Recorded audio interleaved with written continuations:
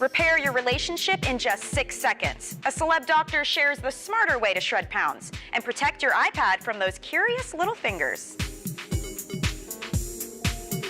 Welcome to Life Love Shopping. I'm Rachel Kay. And I'm Michelle Yarn. I'm feeling kind of sexy-like today. How yeah, about you? A little romance, love. Yeah, we got a whole show packed with stories about love, so you're going to love it. Yes, you are. Well, would you believe you can fix a fizzled relationship in just 6 seconds? That's the word from leading relationship research Dr. John Gottman. He says one of the biggest relationship buzzkills is a rushed, quote, ritual of connection. You know what that is?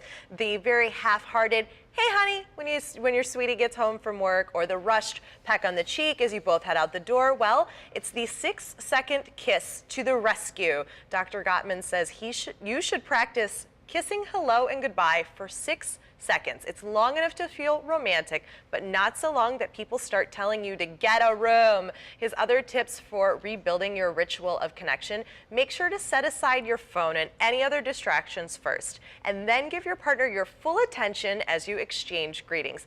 And really share that 6-second kiss. Then make a point to say you're happy to see your partner again. You should convince your man to take you on a romantic getaway. And here to help us plan that trip on every budget is travel expert Kristen Harmel. Welcome, Kristen. Hi, thanks for having me. So, like we said, every kind of budget. So what kind of trips are on the menu for romance here? What do you got? When I think romance, my go-to option is Europe. Sure. It's not going to be in everyone's budget. If it is in your budget, by all means, hop over to Paris, hop over to Venice. Right. Do something like driving around England or Ireland, something like that really brings you together. But if you're not able to do that, there are plenty of European-type destinations in North America. A faux European vacation. Faux Europe, exactly. Okay. So, for example, Quebec City really evokes the feel of a French village or a big French town. There's a place in Washington State called Leavenworth that is basically the closest thing to a Bavarian village you can get outside of Germany, which is amazing. Or then you have someplace like Catalina Island off the coast of California that has a very Mediterranean feel. We're seeing some gorgeous photos here, too. Oh, wonderful, wonderful. Or even someplace like New Orleans that has a very European vibe to it, a very French vibe. Absolutely. So, yeah, those are some good options if you want to stay closer I to home. that. Now, we're both cruise kind of gals. What if you want to go on a Absolutely. cruise? You don't have to lift a finger if you do this. Well, and I think that's the value to doing any sort of all-inclusive vacation at an all-inclusive resort or on a cruise. You really can kind of check your brain at the door. You don't have to think about anything the entire time. And I think that in terms of a romantic vacation, that sort of helps bring the two of you together. There's no hassling, no planning. It's just easy. Any destinations you would recommend if you're doing a cruise? Ooh, I just actually got back from the Bahamas. That's a great that could be destination, good. and it's usually very inexpensive, particularly this time of year. Okay. Now, what if you're a little more adventurous type of couple? You want to do something along those lines? You know, I don't know if it would necessarily qualify as adventure, but another romantic vacation you could take is to wine country. And I think one of the wonderful things you can do in wine country, speaking of adventure, is you can do things like cycling, or there are lots of running trails, or if you kind of like getting outdoors like that, they're just beautiful parts of the country. I think people tend to think of Napa and Sonoma, but there's also wine country in, for example, New York State, the Finger Lakes region. Rural Virginia, there's a big wine country. Washington State. So a lot of places around the country are going to have a wine country that's very easy for you to get to. Yeah. And a lot of cities now even have urban wineries, which is sort of another smaller scale option too. And I like too with those options, you don't have to do the wine because there are food and other activities. Absolutely. As well. And a lot of those places have things like a cheese making trail or a brewery. Cool. Yeah, it's pretty great. It's very cool. Now, what if you want a romantic vacation that's near home? You don't want to go far. Okay, if you don't want to go far away, I would say that within 2 hours of anybody, there's a place you've never been before that's worth exploring. So I would say get out that old-fashioned map, kind of draw a 2-hour radius and see somewhere you can drive. Dust it off a little bit. Absolutely. Maybe close your eyes and pick a location or something. You know, because the thing about travel, I think, is just experiencing something new together. And if all else fails, just stay home together for 24 hours, order in, rent movies, don't answer the phone, don't do chores, make your own little staycation right in your own house. I love it. Thank you, Kristen. Have things been a little humdrum in the bedroom? Well, here are some new exciting ways to expand your horizons between the sheets. Play a game. Jot down a fantasy on a piece of paper. It's easier to write down your desires rather than talk about them. Then play any kind of competitive game, Monopoly, Yahtzee, or even strip poker. The winner gets their fantasy played out, and you really both win here. Think outside the bedroom. Simply switching up your location can up the lust factor. Jumping in the shower for some steamy, intimate time or taking the action to the couch will make it a little more fun. And make a sexy bucket list. Write down all the possible places inside and outside of your house that might be fun for an intimate hookup. Give yourself a month to see just how many places you can cross off your list. And now, when it comes to love, nobody wants to end up like this couple. Fine, great, do whatever the hell you want. You leave your socks all over this house, dress like a pig, play your stupid-ass video game, I don't care, I'm done. What? Wah, wah. In marriage, we all know how important it is to stay honest and be faithful. So it's time for a little refresher course on the unspoken rules of marriage. Women's Day is offering the unofficial guide to keeping your marriage happy and healthy. So here we go. Rule number 1, don't criticize. This is really hard. But remember, your partner, his family, and his friends all off limits, okay? Complain all you want about your own family, but spare yourself the unnecessary tension and tread carefully when it comes to your in-laws and your hubby's friends. Rule number 2, you are not in charge all the time, okay? Get in the habit of asking your partner for help, or you risk building up resentment for being the go-to one all of the time. And rule number 3, choose your battles wisely, but don't hide your feelings. Rest assured, there will be messy bathroom counters and taking out the trash battles. It's human nature, but if something is really, really bothering you, share your concern and come up with a solution as a team. It's the best way to go. Yes, team, relationship team. Well, planning a wedding can become a full-time job, especially if you're on a tight budget. So to help out the DIY bride, we found these awesome apps really worth downloading. For planning purposes, you need the Appy Couple app. It's more detailed and interactive than any wedding consultant. It actually maps out your road to a wedding from engagement all the way to the honeymoon. You can upload photos, schedule e-meetings with the wedding party, and save event info, even some virtual champagne toasts. The next one, fashionista brides, they can opt for The Knot, and for the grooms, there's Tie Right. The Knot lets brides search for dresses by style, shape, and price, and Tie Right for the guys demos 6 different ways to tie knots. And when it comes to wedding day beauty trends, try Carmody for makeup and updo styles for hair. You create your own avatar, and then Carmody custom designs different looks for you. It includes instructions, photos, and videos for how-tos. And when it comes to choosing music, try the Wedding Songs Planner Pro. It includes 1,000 songs couples can preview. Then you can save your favorites and share with your wedding planner or DJ. All right, when it comes to your friends, okay, most of us would do anything to help out, right? But what happens when they ask to borrow a hefty sum of money? Consider these points before you become the BFF, that's the bank of friend. Okay, ask yourself, is this person trustworthy? Examine their day-to-day actions. Consider their character more than how much you like them or how fun they are. Also ask yourself, how close is your relationship? And make sure you can actually afford it, okay? You also want to brainstorm other alternative ideas. Now, if you're not comfortable lending, here's some things you can say. For one, you can say, listen, I'm not financially in a position to lend money. Nobody should question this explanation. Or you could try this one. As a rule, I don't lend to friends. It's simple, it's a hard and fast rule, and there are no hurt feelings. Now, if you do decide to lend money, make sure you come up with a payment plan that works for both of you. Be very clear about your expectations from the outset and document the agreement. You can download a form online and then you write down the arrangement and make sure you both sign it, because it's true. You've got to lay it all out from the beginning, because then you won't have that awkward conversation or possibly end a friendship. You almost also have to just sort of maybe anticipate the fact that you may never get that money back. Yeah, because if you go into it that way, then you won't feel bad when you don't see your money ever again. Exactly. All right, well, coming up next, the secret to never being late ever again. And the Celebrity Fit Club doc is showing us how to shred 2 sizes in just 6 weeks. That's next.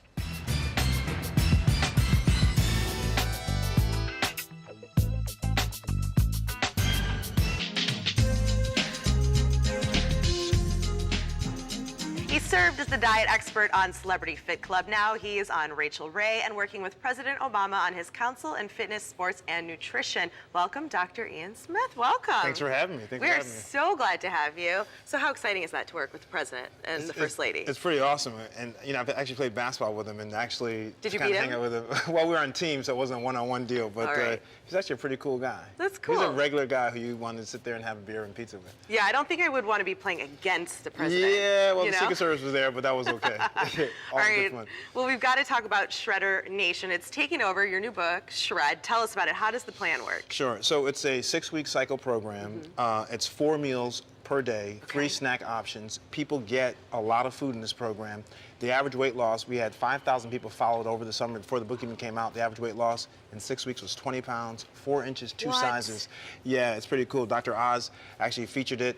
They lost 4 inches and 2 sizes when he gave the diet also. So it's a pretty amazing diet. The idea is very simple. We do 2 things. One, something called meal spacing. You eat every 3 to 4 hours. Okay. And the second thing is that keeps your hormone levels nice and stable. The second thing is something called diet confusion, which is we change your foods all the time to keep your body metabolism nicely revved. Now, people love the program because it's portable, meaning that, you know, if you can't always sit down to have a meal, you can grab a snack, or you can grab a smoothie, a shake. We're going to make a great smoothie here. Yes. This I'm is, excited. I love this. In the back of the book, we have about 20 to 30 smoothie recipes. That's a lot of recipes. Yeah. That's the problem. I can't ever come up with something like, how do you know what to put in it? You know, you just throw random fruits together. Shred is very straightforward, very simple. Okay. Families love it. They do it together. I do these at home with my family because it's so easy. So this is going to be a strawberry peach smoothie. Now remember, whenever blending, always put the liquids in first. So we're going to start with a quarter cup of milk. We have some soy milk. Now, how many calories are in this? This is smoothie? less than 200 calories per serving. Serving's about 8 to 10 ounces, which is a little more than the cup. Then we put our scoop of ice cream in. Okay. Now we're going to put a 1.5 of peaches? our peaches in. You can use frozen or fresh, right? Frozen or fresh, yep. It's nice frozen because it's nice and cool. Then we're going to have our strawberries. Okay, if they're frozen already, then you know, you can kind of drink them right away. You don't have to chill it. Okay. And then of course some ice cube. Put the ice in last because it sometimes will stop the blender. Right. Now, do we care about sugars and carbs in these smoothies? Well, not really because they're all good sugars. Okay. See, these are the healthy sugars, and so put it on very quickly. You know, in 30 seconds, you can make a big difference. What people like about smoothies is that with smoothies, because they're only 200 calories, the idea is that you get all the vitamins and nutrients that you need at once, and you don't have to eat all the fruits. Some people actually don't like eating all the fruits, and you can see. That's true. You can see it comes up very nice. People don't want to eat the fruits and vegetables, and you can throw it in a smoothie, and you get all the nutrition you need. And this is it. And you know, you have really your good. smoothie. And it has ice cream in it. Who doesn't want to eat a little bit of ice cream? This is the kind of diet it is, where you can have, you know, the Shred program says you do not have to be perfect. It says that you have to do just a little better. And so people love the idea that they can have, you know, ice cream in some of the meals. Right. You can have, you know, lasagna and pizza and burgers and such. See, the restrictions is what throws people off a lot because, you know, they think, okay, I'm going to go on a diet and I can't eat this, I can't eat that. But this is more of a lifestyle change, you would say, a lifestyle plan to follow? It's called the Shred diet. It's really the Shred lifestyle plan. Okay. The biggest compliment is that people feel like this is something they can follow forever. I want you to be able to do what you can do and not feel like you are heavily restricting yourself because those diets never work. Awesome. Well, thank you so much, Thanks Dr. for Ian. having We me. appreciate it. We got to drink some of that and get our shred on. That's right. All right, for more on him and his book, just head to lifeloveshopping.com. Okay, that looks delicious. Yes. All right, are you late, on time, or early? We all fall into one of these categories, and if you're always late, you're gonna find out why and how to fix it for real this time. Yeah, or if you fall into a little bit of all three categories. First, figure out what kind of late you are. Most people fall into these late type categories. The deadliner. You thrive on urgency and claim to work best under pressure. It sort of serves as a way to relieve your boredom. The producer, you're the type who needs to get as much done as fast as possible. You feel better when you're checking things off a massive to-do list. The absent-minded professor, you're easily distracted. Anything from ADD to innocent flakiness. You tend to lose track of time, forget appointments, and even where you put your keys. All right, so now it's time to turn it all around and get yourself on time for once. Before committing to a new routine, test out your new approach. So get yourself somewhere on time, just once, and see how it feels. Then once you've done that, relearn how to tell time. So what this means is every day for 2 weeks, write down each task and how long you think it takes. Then time yourself and compare your time to the actual time. The next step, never plan to be right on time. Late people always aim to arrive on the minute. It leaves you no room for even a red light. So plan to be everywhere 15 minutes early. Then welcome the wait. So if getting there ahead of time kind of freaks you out, bring a magazine or make that follow-up phone call that that you've been putting off. And then if you have a friend who's always late, make a deal with this person. Every time they're late, they have to pay for dessert, and that should work every time. Should work, or maybe a glass of wine. Yeah, I think I'd take that one. Yes. All right, we've all been there. We take the time to do our nails, finish them, and then in one innocent move, we smudge it. And we don't want to start all over. So celebrity manicurist Julie Kandelic tells Refinery 29 how to salvage a ruined nail. Dip your finger in acetone-based polish remover. Smooth it over the smudged area to create an even surface. It's okay if you see some of your natural nail through it. Then take your color and go back over the area.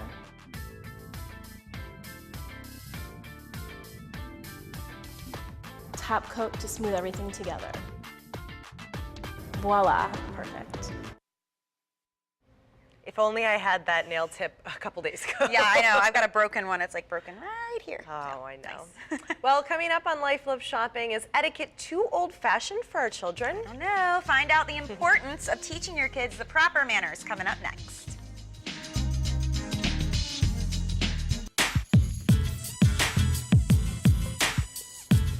Welcome back to Life Love Shopping. When it comes to the French, they have a style all their own. That was horrible. From fashion to physique and even parenting. Wait, was that just as bad?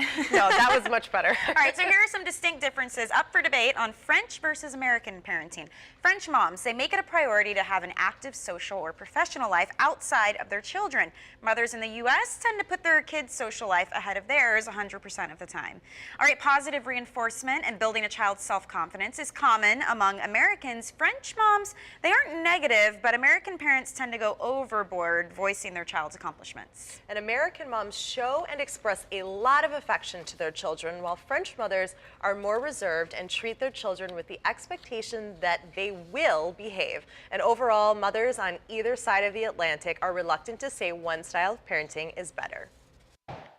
Parents, you want your children to be known as kind and gracious and to carry those character traits into adulthood, but where do you start? The Manners Mentor and author of Manners That Matter for Moms, Marilee McKee, is here to help us out. Welcome, Marilee. It's a joy to be back. Well, thanks for being here. I mean, this is something really important. Some people think manners are kind of old-fashioned, but there is some value in teaching our kids this, and it starts at birth, right? It starts absolutely at birth by the way that you answer the telephone and your baby overhears that. They realize, wait a minute, Mommy and Daddy, when they say hello, that's a happy tune. That's not their sad or their angry voice. People aren't an interruption in their day. And people do tend to think that manners are pretentious, that they're stuffy, that they just have to do with teaspoons. It's not about that. No, it's not. It's about how to handle life situations. It's from the Greek word hand.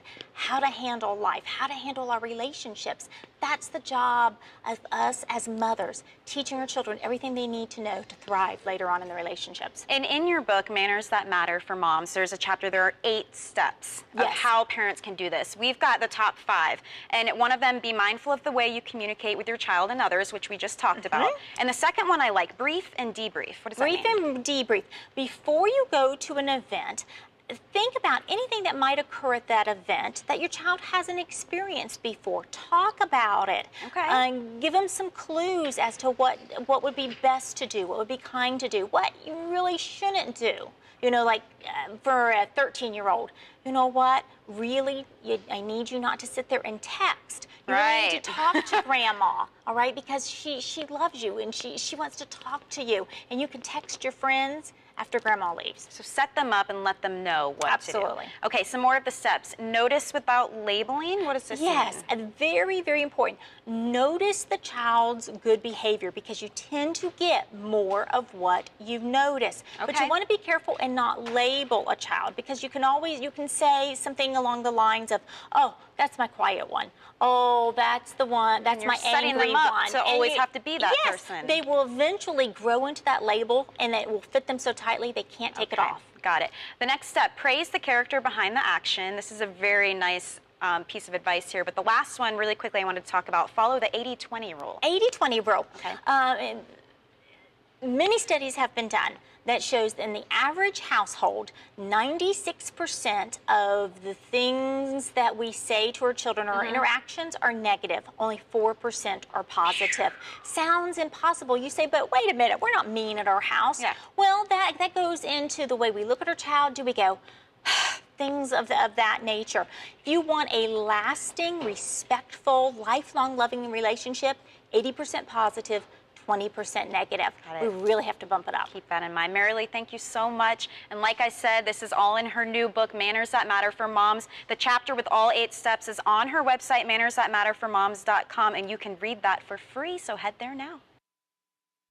Parents, you love your iPad, but your kids probably do too, so follow these tips for keeping the little ones and your iPad safe while they play. These come from the new book, iPad Apps for Kids for Dummies. First, set up a password. If you want to be in charge of iPad playtime, the easiest thing to do is make your kids come to you to unlock it.